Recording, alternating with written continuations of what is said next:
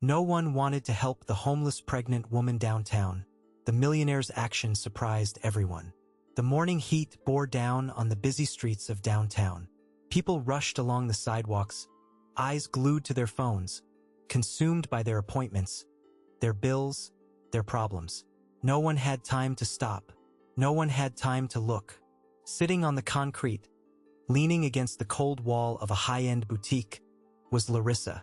At 24, she carried a massive 8-month baby bump, covered by a worn-out, faded t-shirt that no longer fit properly.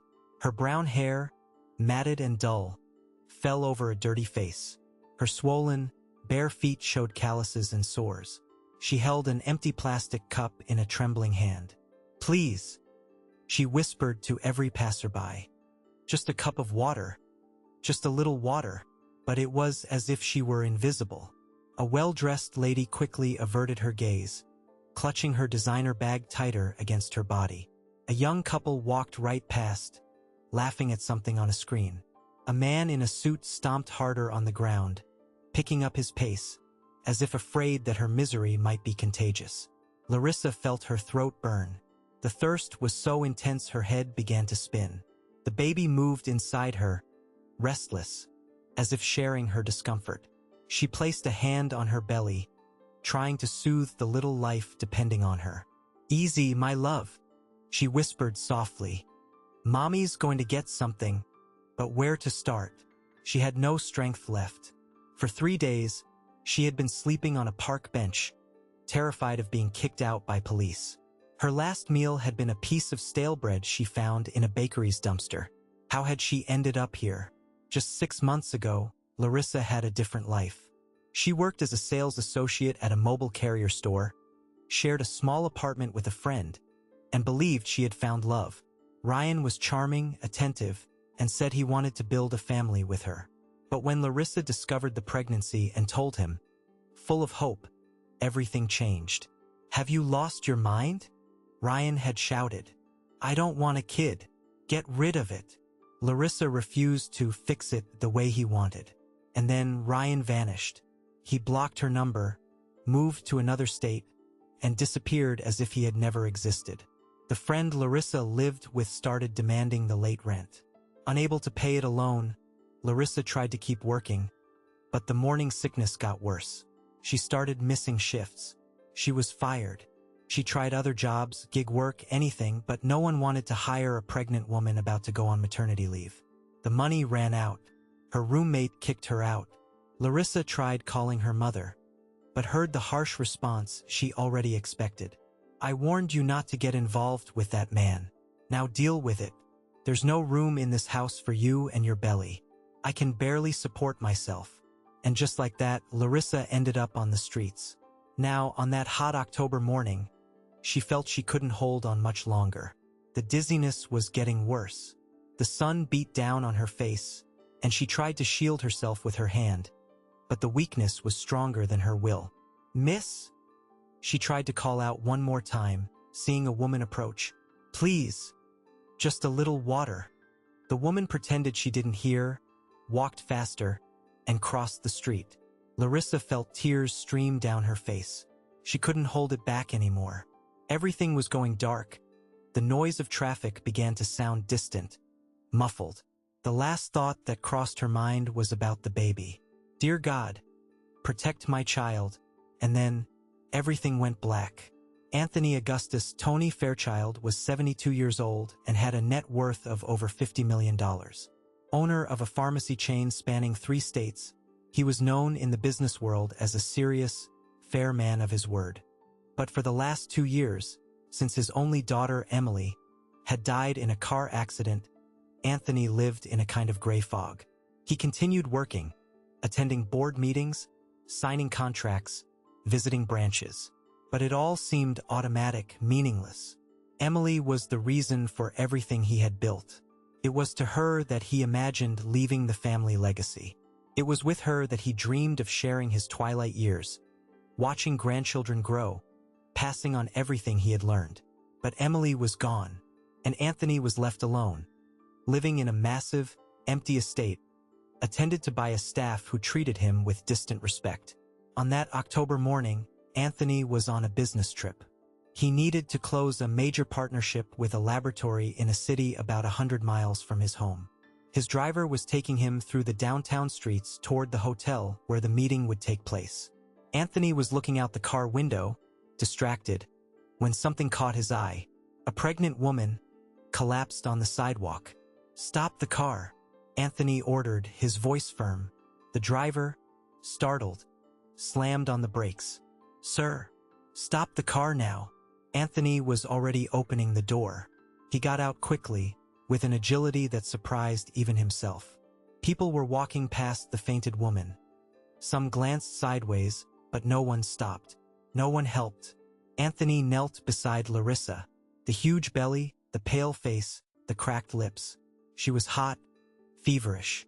Miss, can you hear me?" Anthony touched her shoulder lightly. Larissa opened her eyes slowly, confused, trying to focus on the face of the older man looking at her with genuine concern. Was this real? "Easy. I'm going to help you." Anthony looked at his driver. "Call 911. Get an ambulance. Now." "No need." Larissa tried to speak, her voice weak. I just need water." "You need a doctor." Anthony was already pulling his phone from his pocket. "And you're going to get one. How far along are you?" 8 months, Larissa murmured, feeling the tears return. It wasn't possible that someone finally cared. Anthony called the nearest private hospital directly, gave the exact address, described the situation, and demanded a team be sent immediately. Then he asked the driver to bring water and crackers from the car. While he waited, Anthony took off his own suit jacket and placed it under Larissa's head to make her a bit more comfortable. He sat beside her on the dirty sidewalk, not caring about his expensive Italian suit. "What is your name?" he asked, his voice gentle. "Larissa." "All right, Larissa. It's going to be okay. I've got you." The driver brought the water. Anthony helped Larissa sip it slowly, holding the cup for her. Each sip seemed to bring a little life back. She drank as if it were the most precious thing in the world. "Thank you," she whispered, tears streaming down her dirty face. "Thank you." People on the street started to stop and watch. Some took out their phones to record. A rich man, clearly important, tending to a homeless woman as if she were someone special. It was an unusual scene. The ambulance arrived in less than 10 minutes. 2 paramedics jumped out, bringing a stretcher. Anthony explained what had happened, how he had found Larissa. "She's dehydrated and malnourished," said one of the paramedics, checking Larissa's vitals. "We need to take her in immediately." "I'm coming with her," Anthony stated without hesitation. "Are you a relative, sir?" "I am now," Anthony replied firmly. He looked at his driver. "Call the office and cancel the meeting. Tell them I had an urgent family emergency." "But sir, this meeting is critical. And this young woman's life isn't?" Anthony climbed into the ambulance behind the stretcher. He looked at Larissa and held her hand. "Rest easy. I'm going to take care of everything." Larissa couldn't understand. Why was this man doing this? He didn't know her. She was a nobody, a homeless pregnant woman the entire city had ignored. But there was something in that gentleman's eyes, a deep pain mixed with kindness, that made Larissa feel that maybe, just maybe, she wasn't alone in the world. The ambulance sped through the streets, sirens wailing, taking Larissa to a place where she would finally receive the care she so desperately needed. At the hospital, Larissa was immediately taken to an emergency room. Doctors and nurses moved around her, hooking up IVs, checking blood pressure, monitoring the baby's heartbeat. Anthony waited outside, pacing the hallway, hands clasped behind his back. A young nurse named Patty approached him. "Are you family of the patient?" "No, I found her passed out on the street," Anthony replied. "How is she?" Patty studied the older man's face. It wasn't common to see someone so worried about a stranger. "She is stable now. She was severely dehydrated and malnourished. We'll need to keep her here for a few days. Run tests, ensure the baby is okay." The nurse paused, She has no ID, no one to notify. It looks like she's been living on the streets for some time. Anthony felt his chest tighten. She gets the best private suite you have. I want the best doctors looking after her. And I want you to provide everything she needs. All expenses go to my account. Patty's eyes widened. That will be quite expensive, sir. I know. Anthony pulled a business card from his pocket and handed it to the nurse. My name is Anthony Augustus Fairchild. You can verify it. My company has a corporate account with this hospital system. I want you to care for this young woman as if she were my own family. Understood. Patty looked at the card and recognized the name. The owner of Fairchild Pharmacies. She nodded quickly. Yes, Mr. Fairchild. I'll arrange everything. 2 hours later, Larissa was settled in a private room, clean and quiet. She had showered for the first time in weeks, wore a clean hospital gown, and was lying in a comfortable bed with soft white sheets. The four dripped into her arm, bringing nutrients and life back to her body and her baby. Anthony knocked on the door and entered slowly. May I come in? Larissa turned her face toward him. Her eyes were red, but she managed a shy smile. Of course. Anthony sat in the chair next to the bed. The doctor said you and the baby are going to be fine, but you need to eat properly, rest. You'll be admitted for a few days. I have no way to pay. Larissa began, her voice choking up. Don't worry about that. Anthony raised a hand gently. It's all taken care of. Larissa felt the tears return, but this time they were tears of relief, of gratitude. Why are you doing this? She asked, her voice trembling. No one in this entire city looked at me. I begged for a cup of water, and everyone pretended I didn't exist. Why did you help me? Anthony was silent for a moment, eyes fixed on his own hands. When he finally spoke, his voice was thick with emotion. Because I saw you, he said simply. Because I saw a person who needed help, and I couldn't turn my back. He paused. And because you reminded me of someone very important to me. Larissa waited, sensing there was more.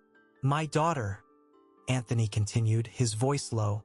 She passed away 2 years ago. She was 26 at the time. You're about her age, you have the same look in your eyes.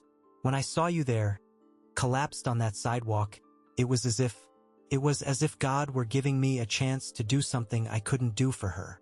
Larissa felt a pang in her heart. She placed her hand over Anthony's. I'm so sorry about your daughter. Thank you. Anthony squeezed back gently. Me too. But right now, I want to listen to you. I want to know how you got here. If you want to tell me, of course. And Larissa told him. She spoke about Ryan, the pregnancy, the cruel way she was abandoned. She told him about the job she lost, the friend who kicked her out, the mother who closed the door. She talked about the days on the streets, the fear, the hunger, the loneliness. Anthony listened to everything in silence, his face growing more serious. When Larissa finished, he took a deep breath. You didn't deserve to go through any of that, he said firmly. And you won't go through it anymore. What do you mean? You need a place to stay, food, medical care until the baby is born. And after that, you'll need help to restart your life, get a job, have a future. Anthony looked directly into her eyes. I want to help you with all of that, if you'll accept. Larissa couldn't believe it. But why? You don't know me. Maybe I don't know your whole story, but I know your heart, Anthony replied. Saw how you protected your baby even when you had nothing, how you fought to survive even when everything was against you. I saw courage, and I want to honor my daughter by helping you. Larissa wept. This time, tears of hope. I accept your help. Anthony smiled, a tired but genuine smile. Then it settled. We're going to take care of you and this baby. Together. In that hospital room, two strangers sealed a deal that would change both their lives forever. Anthony had found a new purpose, something that brought meaning to his empty days. And Larissa had found something she thought she had lost forever. Hope. Have you ever felt invisible, like no one cared about you? Have you ever gone through a moment where a little bit of help would mean everything? Let us know in the comments. What would you do if you saw someone like Larissa passed out on the street? Would you help or walk on by? And don't forget to subscribe to the channel and hit the like button on this video. Larissa and Anthony's story is just beginning. Over the next few days, Larissa remained hospitalized. The doctors ran every necessary test and confirmed that, despite the malnutrition, the baby was healthy and strong. It was a miracle, they said. With proper care, the pregnancy would proceed well until the due date, 3 weeks away. Anthony visited Larissa every day. He arrived in the morning bringing flowers, fruit, magazines. He sat by the bed, and they talked about everything. Life, dreams, the baby on the way. Have you thought of a name? Anthony asked one of those days. Larissa smiled, caressing her belly. If it's a boy, I'm going to call him Michael. If it's a girl, Sophia. They're simple names, but I like them. They are beautiful names, Anthony agreed, full of meaning. During those days, Anthony also took care of practical matters. He hired a lawyer to help Larissa get new identification documents, since she had lost everything when she ended up on the streets. He provided new clothes, comfortable and suitable for a pregnant woman. And he started thinking about where Larissa would stay after she was discharged. Taking a stranger into his mansion didn't seem appropriate, no matter how pure his intentions were. People would talk, judge. So, Anthony decided on another solution. He owned a small apartment that was currently empty, formerly used to house corporate staff in transit. He had it quickly renovated, furnishing the bedroom, living room, and kitchen. He prepared everything so Larissa would have a home. When Larissa was discharged from the hospital a week later, Anthony drove her personally to the apartment. "Is this it?" Larissa asked in disbelief as they entered the clean, well-maintained building. "It is," Anthony confirmed, pressing the elevator button. 3rd floor. When the apartment door opened, Larissa stood frozen in the entryway, unable to move. It was a small space but cozy. Sofa, television, dining table, fully equipped kitchen. The bedroom had a crib set up, waiting for the baby, and a queen-sized bed with new linens. There were towels in the bathroom, food in the fridge, toiletries in the cabinets. "Anthony," Larissa whispered, tears falling. "I can't. This is too much." "You can," Anthony said gently. "And you will. This is your home now. Yours and your baby's. You don't need to worry about rent, about bills. I'll handle everything until you get back on your feet. How will I ever repay you for all this?" "You don't need to repay me." Anthony placed a hand on her shoulder. "You just need to take care of yourself. Take care of that baby, and when you're ready, restart your life with dignity. That will be payment enough for me." Larissa threw herself into Anthony's arms, crying with gratitude, and he hugged her back as he would a daughter. In that moment, something shifted between them. They were no longer just a benefactor and a beneficiary. They were two lonely people, marked by loss, who had found a piece of family in each other. The weeks flew by. Larissa adapted to the apartment, started gaining weight, and got her color back. Anthony visited almost every day after work. He brought takeout, fruit, vitamins. They talked at length. She told stories from her childhood, and he spoke about Emily, his daughter. "She was stubborn," Anthony would say with a nostalgic smile. "Just like me. She wanted to work in the company, learn the business, but I always thought she could wait a little longer. I thought we had time." His voice cracked. "But time ran out sooner than I imagined." "The accident, was it very fast?" Larissa asked carefully. "It was. She was driving back from a trip, tired, dozed off at the wheel and hit a tree. Died instantly." Anthony wiped his eyes. "There was no time to say goodbye, to say how much I loved her. I think that's what hurts the most." Larissa held Anthony's hand. "I'm sure she knew how much you loved her. Children always know." "I hope so." It was that night that Anthony made an unexpected proposal. "Larissa, I've been thinking, when the baby is born, you'll need time to recover, to take care of her. But later, when you're ready, I would like to offer you a job at my company." Larissa's eyes widened. "A job? But I only have a high school diploma. I never went to college. I've only worked retail." So what? Anthony smiled. Everyone starts somewhere. You can start in the administrative department, learn how the business runs, grow over time. I am certain you are capable. Why are you doing all this? Because you remind me that life still has meaning, Anthony admitted. These last 2 years, I was just going through the motions, working on autopilot without purpose. But now, taking care of you, helping you get back up, I feel like my daughter would be proud. I feel like I'm honoring her memory. Larissa didn't know what to say. She just hugged Anthony tightly. You are an angel. A real angel. No, I'm not. Anthony laughed softly. I'm just an old man who learned that money is worthless if we don't use it to do good. 3 weeks later, Larissa went into labor. It was the middle of the night. She called Anthony, scared and in pain. Anthony, I think it's time. The contractions are coming. STA. Why calm? I'm on my way to get you. Anthony was in his pajamas, but he immediately threw on clothes and ran to his car. Hang in there. I'll be there in 15 minutes. Anthony drove like a hurried teenager, heart racing. He picked Larissa up at the apartment and took her to the hospital where she had been treated before. The doctors were already waiting. Everything had been prearranged. The labor lasted 6 hours. Anthony stayed in the waiting room the whole time, pacing back and forth, nervous as if he were the baby's actual grandfather. Finally, a nurse appeared, smiling. It's a girl. Mom and baby are doing well. Anthony almost fell to his knees in relief. Can I see them? Of course. The mother is asking for you. Anthony entered the room. Larissa was exhausted, sweaty, but radiating happiness.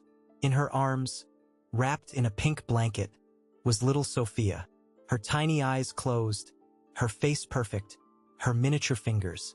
Want to hold her? Larissa offered. Anthony approached, emotional. With care, he took the baby in his arms. She was so light, so fragile. He looked at that innocent face and felt tears stream down his cheeks. She is beautiful, he whispered. Perfect. Do you want to be her godfather?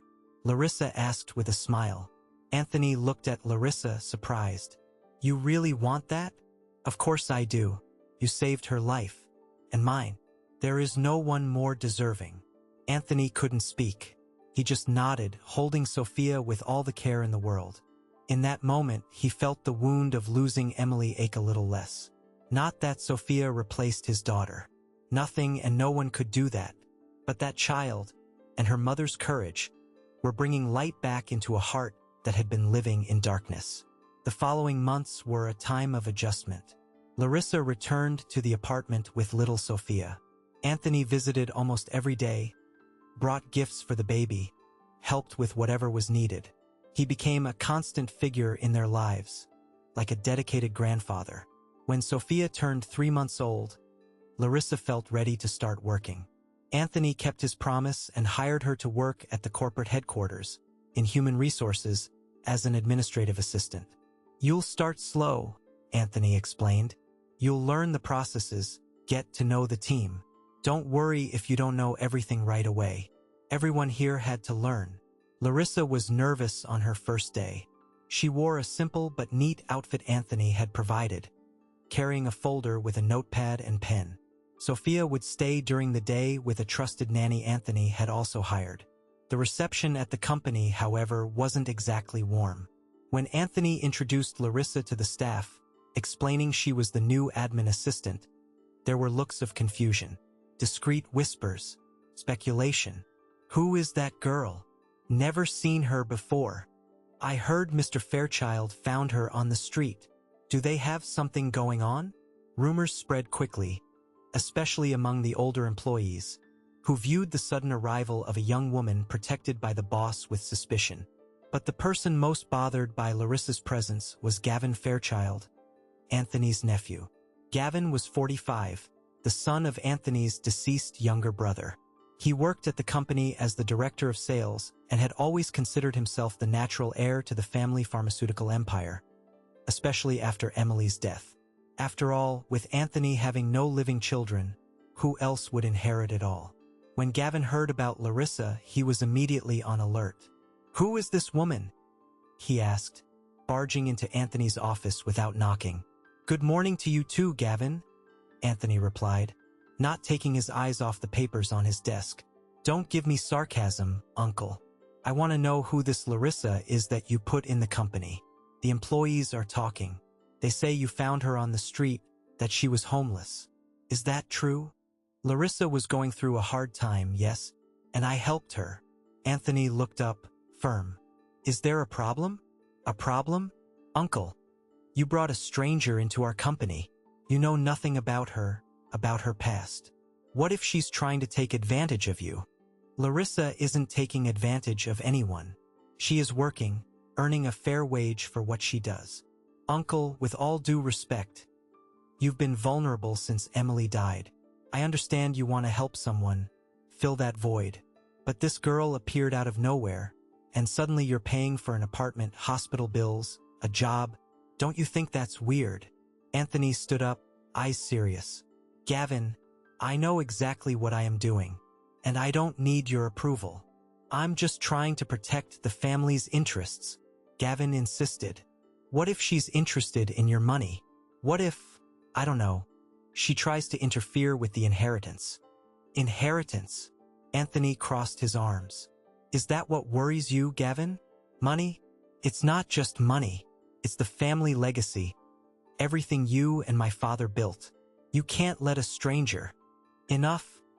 Anthony cut him off, his voice steely.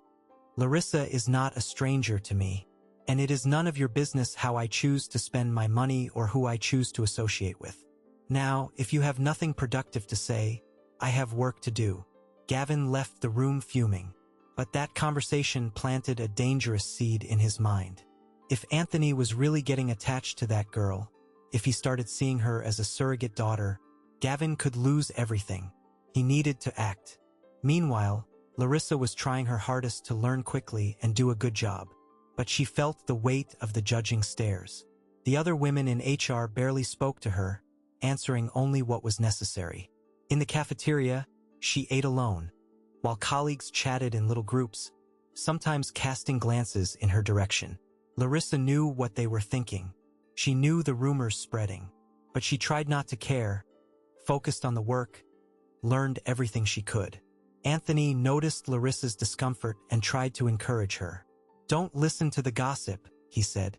"People will always talk. You just need to prove your worth through your work, and soon they will respect you." "I hope so," Larissa sighed. "But sometimes it's hard not to feel out of place, like I don't belong here." "You do belong." Anthony held her hand paternally. "Just as much as anyone else in this company." Months passed. Larissa began to master her duties, gaining confidence. Anthony was proud to see her progress, and the bond between them grew stronger, truly like father and daughter. Anthony started having dinner at Larissa's place a few times a week. He played with Sophia, who was already starting to crawl, making funny faces that drew laughs from the baby. Larissa cooked simple but delicious dinners, and they talked about everything. "You should open your heart again," Larissa said one night. "Meet someone. Allow yourself to be happy. I know losing Emily is immeasurable, but you still have a lot of life to live." "I don't know if that's for me," Anthony replied thoughtfully. "My time for those things has passed." "You're 73, not 103. Larissa laughed. "You have plenty of life ahead of you." Anthony smiled but changed the subject. The truth was, he felt fulfilled with this arrangement. Having Larissa and Sophia as a borrowed family, having a purpose in caring for them, watching them grow and prosper. He was so involved in this new dynamic that he didn't notice Gavin's moves happening behind the scenes. Gavin began investigating Larissa. He hired a private investigator, found out about the man who had abandoned her while pregnant, about the mother who had rejected her. He looked for dirt, for something he could use against her. But he found nothing. Larissa was exactly what she seemed. A young woman who had fallen on hard times, who had been unfairly left to fend for herself, but who was trying to restart. This frustrated Gavin, so he decided to take another route. If he couldn't prove Larissa was a bad person, maybe he could make it look like she was. Gavin started spreading lies. Discreetly, casual conversations with key employees. Offhand comments, planted with poison. I heard Larissa asked for a huge salary advance. Wonder if she's in money trouble again. Someone commented she was seen at an expensive mall, buying luxury items. Where do you think she got the money for that? Do you think Mr. Fairchild isn't being too overly generous with her? Careful, this kind of thing can end badly. The rumors grew. People started looking at Larissa with even more suspicion. Some thought she was taking advantage of Anthony's kindness. Others thought there was something improper going on between them. Larissa started to feel the atmosphere get heavier. Conversations that stopped when she arrived. Cold stares. Whispered comments. She tried to talk to Anthony about it, but he minimized it. It's just gossip, Larissa. Let it go. But things got worse when Gavin delivered the final blow. He forged documents. He created fake records of bank transfers, making it look like Anthony was depositing exorbitant amounts into Larissa's account monthly, far beyond her salary. Amounts that suggested an illicit affair or an attempt by Larissa to emotionally extort Anthony. Gavin then leaked these documents to a few trusted employees, especially the HR manager, Beatrice, who was strictly ethical about company policy. Beatrice was shocked when she saw the documents. She called Larissa in for a formal meeting. Larissa, I need to clear some things up here. Beatrice placed the papers on the desk. I'm seeing very large financial movements between you and Mr. Fairchild. Can you explain this? Larissa looked at the documents, confused. I don't know what you're talking about. Anthony pays my salary and that's it. He helped me with the apartment in the beginning, that's true. But he did that as a gesture of charity, not. Larissa, here are deposit receipts for $10,000, $15,000, amounts like that, every month. Beatrice pointed. This isn't a salary. This is. That's a lie. Larissa raised her voice, frightened. I never received these amounts. This isn't real. The receipts look pretty real to me. Beatrice crossed her arms. Look, it's none of my business what you and Mr. Fairchild do outside of here. But inside the company, this creates conflicts of interest. People are talking. They think you have privileges because of this relationship. What relationship? He treats me like a daughter. There is nothing improper about it. Then why the money, Larissa? Why all this generosity? Larissa was desperate. She couldn't understand where those documents had come from. They were fake, she was sure of it. But how to prove it? I need to speak to Anthony. I think that's best. Beatrice agreed seriously. And perhaps it's best if you step away from the company until this is clarified. We have a reputation to uphold. Larissa left Beatrice's office shaking. She ran to Anthony's office, but he was in an off-site meeting. She sent texts, called, but he didn't answer. Hours passed. Larissa went home, picked up Sophia, and waited. Waited for Anthony to call back. Waited to be able to talk and clear everything up. But before Anthony returned, Gavin made his final move. He convened an emergency meeting with the main shareholders, including some members of the Fairchild family. At the meeting, Gavin presented the documents, painting Larissa as an opportunist who was taking advantage of Anthony's emotional vulnerability, manipulating him to get money. My uncle is being deceived, Gavin said with fake concern. This girl appeared out of nowhere, won his trust, and now she is draining family resources. We need to protect him, even if it's from himself. The shareholders were alarmed. Some suggested a full audit.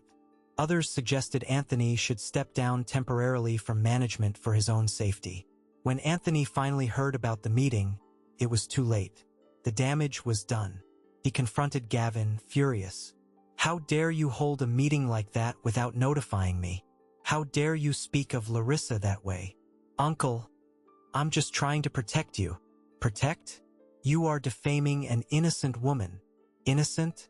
Look at these receipts. Anthony took the documents and analyzed them. He knew his own accounting. He knew those amounts were not real. This is a forger. Why? Anthony said, eyes burning with rage. You forged these documents, didn't you? Me? "Uncle, how can you accuse me of that? Because I know I didn't make these transfers, and you represent the only person who would have a motive to create this lie." "Motive? What motive would I have?" "Inheritance," Anthony shouted. "You're afraid I'll leave something to Larissa, that she'll steal what you think is yours by right. But you know what, Gavin? My money is mine, and I do with it what I want." "Uncle, you aren't thinking straight. This woman has bewitched you. Don't you see? Get out." Anthony pointed to the door. "Get out of my office now." Gavin left, but not before delivering one last barb. "The shareholders are watching, Uncle. Be careful. You could end up losing control of your own company." Anthony tried to fix the situation. He tried to show the shareholders the documents were fake, that Gavin was lying. But suspicion had already set in. Worse still, rumors leaked to the press. A report on a local news site carried the headline, "Millionaire businessman involved with homeless young woman raises suspicions of financial manipulation." Larissa was devastated when she saw the news. Her name was there, exposed, along with horrible suggestions that she was a gold digger, a manipulator. Anthony went to her house to try and calm her down. "Larissa, ignore it. We'll sue the paper, we'll clear everything up." But Larissa was in tears. "Anthony, look what I caused in your life. You helped me, were so good to me, and now your reputation is being destroyed because of me. It's not because of you.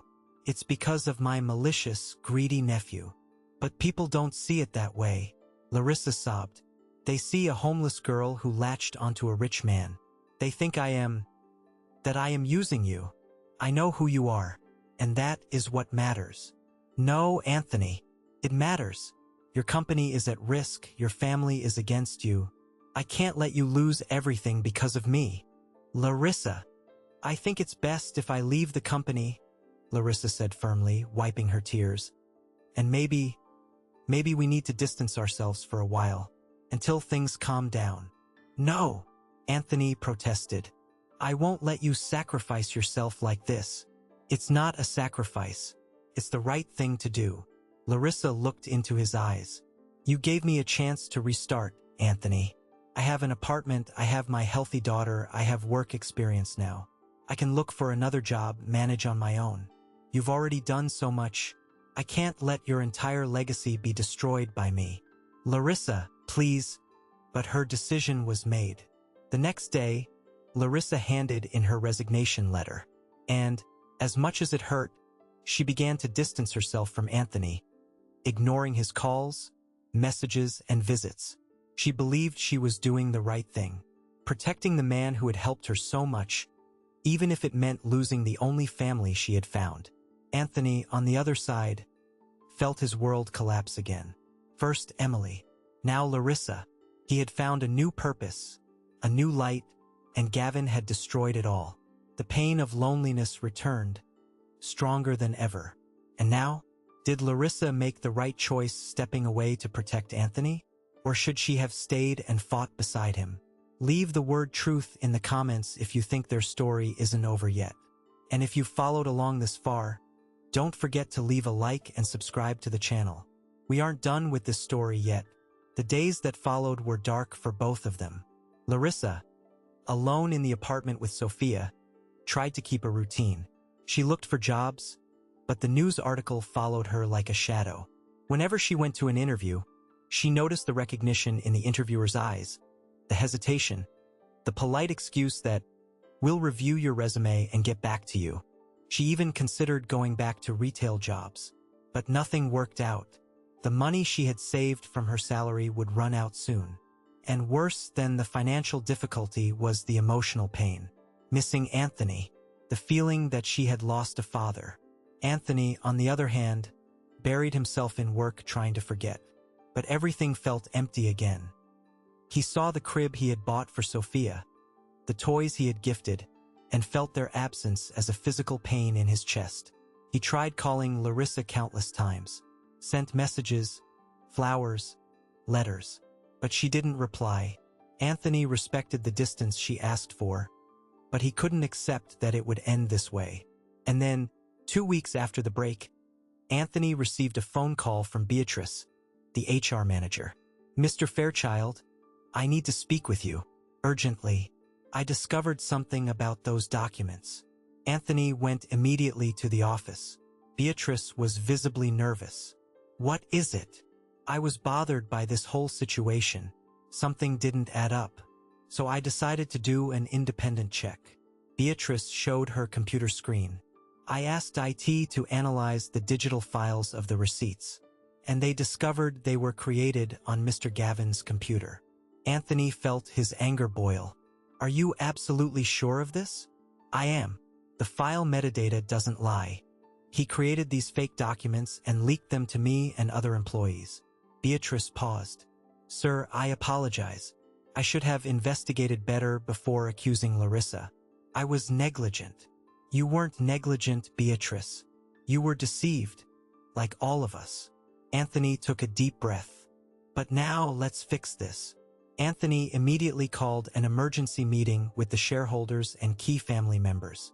He presented proof of the forgery, the file metadata, everything. Gavin tried to defend himself, but the evidence was irrefutable. "I was just trying to protect you, Uncle." "Protect?" Anthony thundered.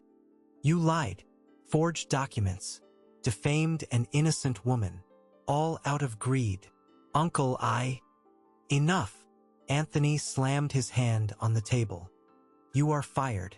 And more than that, you are out of the family. I don't want to see you again. I don't want to hear your name. Get out." Gavin went pale. "Uncle, you can't." "I can. And I am. Pack your things and leave. And be thankful I'm not pressing criminal charges." Gavin left the room humiliated, defeated. Some fumble. Why members tried to intercede, but Anthony was unyielding. What Gavin had done was unforgivable. With Gavin out of the way, Anthony took care of clearing Larissa's name. He forced the news site to publish a full retraction, threatening to sue if they didn't. He sent memos to the entire company clarifying the situation, making it clear Larissa was innocent and had been the victim of a conspiracy. But even with all that resolved, the most important part was missing: regaining Larissa's trust. Anthony showed up at her apartment on a rainy November afternoon. He rang the doorbell repeatedly until Larissa answered, holding Sophia in her arms. When she saw Anthony there, soaked from the rain, with pleading eyes, she felt her heart clench. "Anthony, I need to talk to you, please." Larissa let him in. He sat on the sofa, took a deep breath, and told her everything. About the proof, about Gavin, about the firing, about clearing her reputation. "It's all resolved now," Anthony said. "The truth is out. Everyone knows you are innocent." Larissa was in tears. "I didn't know. I thought. You thought you were protecting me by staying away." Anthony held her hands. "But what hurt me wasn't Gavin's lie. It was losing you. It was being away from you and Sophia. I missed you so much," Larissa admitted, sobbing. "Then don't stay away," Anthony implored. "Come back to the company. Come back to my life. Let me continue being part of your family. Please." Larissa hugged Anthony tightly, crying with relief. Sophia, between the two of them, gave a happy little squeal, as if she understood things were getting fixed. "I never wanted to abandon you," Larissa said. I just didn't want you to lose everything because of me." "You don't understand, Larissa." Anthony pulled back slightly, looking into her eyes. "You and Sophia are everything to me now. Without you, I have nothing worth having." In that moment, the bond between them was sealed definitively. It wasn't just a benefactor and a beneficiary anymore. It was a true family, united by choice, by love, by mutual care. Larissa returned to the company the following week. This time, the reception was completely different. Beatrice received her with a formal apology, which Larissa accepted graciously. The other employees, now knowing the truth, began treating her with respect. Anthony made a point of making a public announcement during the monthly company meeting. "I want to officially introduce Larissa Miller to you," he said, with Larissa by his side. "She isn't just an employee. She is special to me. I want everyone to know that I consider her like a daughter." and I expect you to treat her with the respect and dignity she deserves." There was applause. Larissa blushed but smiled, grateful. In the months that followed, life fell into a new rhythm. Larissa grew in the company, learned quickly, showed competence. Anthony started trusting her with bigger responsibilities. He saw her as a possible successor, someone who could continue the family legacy when he was no longer there. But more important than work was the family relationship. Anthony became the grandfather Sophia would never have. He was there for her first steps, her first words, birthdays, playtimes. Larissa and Anthony had dinner together at least 3 times a week, sometimes at his house, sometimes at her apartment. Anthony felt that the wound of losing Emily, while never fully healed, was scarring over. He found a way to honor his daughter's memory by caring for Larissa and Sophia, giving them the love and support Emily would have wanted him to give. And Larissa found something she thought she had lost forever: a family, someone who loved her unconditionally, who believed in her, who would be by her side no matter what. Time passed. Sophia grew. At 3 years old, she called Anthony Grandpa, and he melted with love every time he heard that sweet little voice. One afternoon, Larissa and Anthony were sitting in the park, watching Sophia play on the slide. The sun was setting, painting the sky orange and pink. "Sometimes I think," Larissa began, "if I hadn't passed out that day, if you hadn't stopped, where would I be now?" Anthony was quiet for a moment. "And I think, if I had turned my back, like so many others did, where would I be now?" He looked at Larissa, probably still lost, alone, without purpose. "You saved me, Anthony." "No." Anthony shook his head. "We saved each other." Sophia ran up to them, laughing, asking Anthony to push her on the swing. He got up, smiling, and went. Larissa watched them, her heart full. She thought of all the hardships she had passed, all the times she wanted to give up, all the moments she felt invisible, abandoned, worthless. And then she thought about how life could surprise you, how sometimes, in the darkest moment, a light appears. How sometimes, when we least expect it, we find exactly what we needed. She touched her belly, feeling something strange. She smiled. There was something she hadn't told Anthony yet. Something she discovered last week, after a doctor's appointment. She was pregnant again. But this time it was different. This time she had a family, she had support, she had love. And this time, the child coming would have a wonderful grandfather waiting to love him. Months later, when Larissa told Anthony about the second pregnancy, he wept with joy. And when the baby was born, a boy named Michael, Anthony was there, in the waiting room, exactly as he had been for Sophia.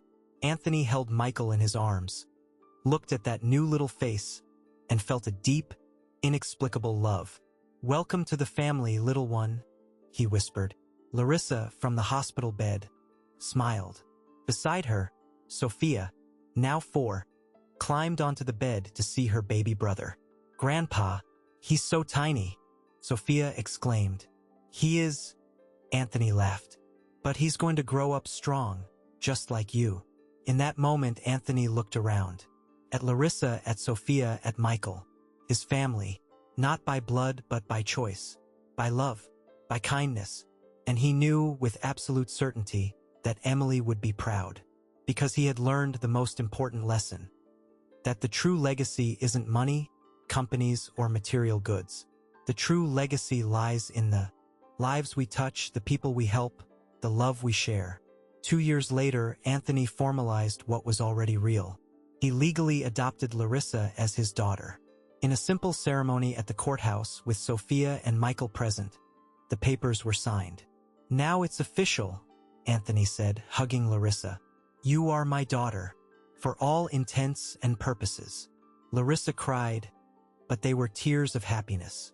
And when Anthony updated his will, making it clear that Larissa and her children would be heirs to his legacy along with the other family members who had remained decent and honest, he felt at peace.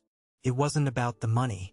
It was about officially recognizing what his heart already knew. Larissa was his daughter. Sophia and Michael were his grandchildren, and he would be their grandfather, their protector, their safe harbor for as long as he lived. Epilogue. 5 years had passed since that morning when Anthony stopped his car to help a pregnant woman passed out on the sidewalk. Anthony, now 78, was slower but still active. He had passed most of the company management to Larissa, who was now the CEO. She had proven to be a competent, fair, and visionary leader, leading the company to grow in ways Anthony hadn't even imagined.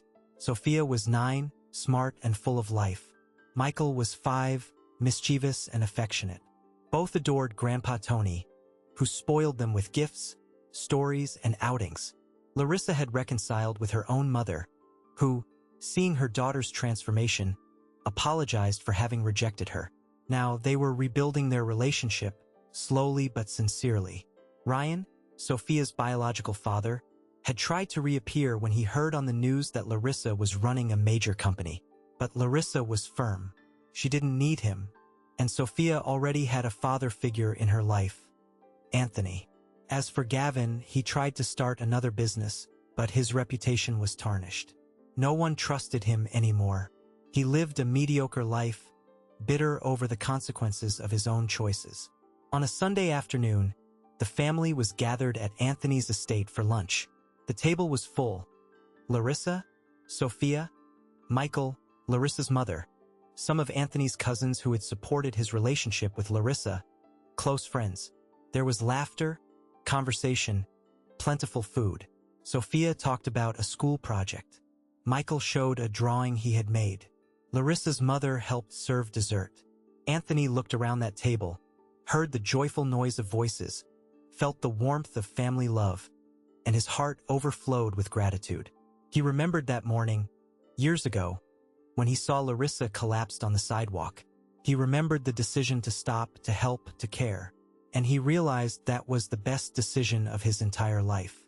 Not because he saved Larissa, but because by saving her, he saved himself.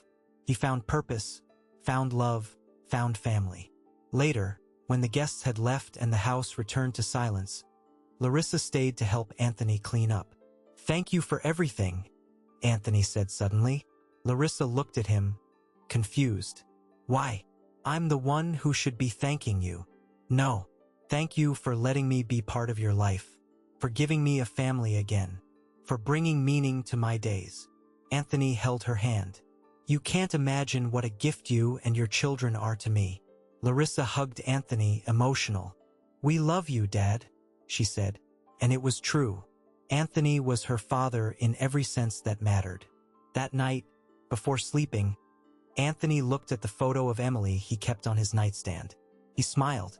"I hope you're proud, my daughter," he whispered. "I found a way to go on, to love, to do good. And I think you would like Larissa. I think you two would be friends." He turned off the light, lay down, and for the first time in years, slept in complete peace. Anthony and Larissa's story isn't about a rich man who helped a poor woman. It's about two souls who found each other at the right moment, when both needed saving. It's about kindness, about choosing to see the human being instead of looking away. It's about family built on love, not obligation. And most importantly, it's a reminder that it's never too late to start over, to open your heart, to make a difference in someone's life. Because sometimes, by helping someone else, we are actually helping ourselves. We are finding our own way back to life, to purpose, to love. And you, did you stop to help someone today? Have you looked around to see who needs a helping hand? Leave the word family in the comments if the story touched your heart. Share this video with someone who needs to believe that new beginnings are possible. And don't forget to subscribe to the channel and leave your like, because stories like this deserve to be spread around the world. Until next time,